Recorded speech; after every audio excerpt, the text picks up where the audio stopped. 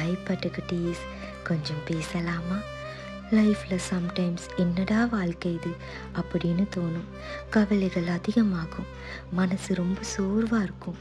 அந்த நேரத்தில் ஒரு சின்ன முகம் என் கண்ணு முன்னாடி வந்து வந்து போகும்.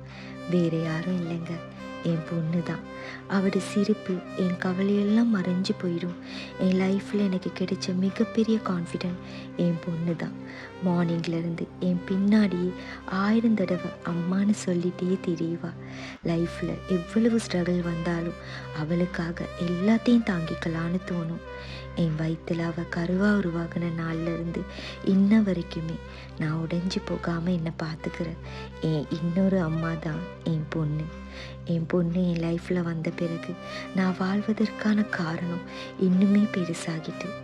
லைஃப்பில் கண்டிப்பாக அவளுக்காக நான் வின் பண்ணுவேன். ஐ எம் ப்ரவுட் ஆஃப் யூமா அப்படின்னு சொல்ல வைப்பேன். இதாங்க என் ஆசை. உங்கள் லைஃப்பில் அப்படி உங்களை உடையாமல் பார்த்துக்கிறது யாருன்னு கமெண்ட்டில் சொல்லிட்டு போங்க.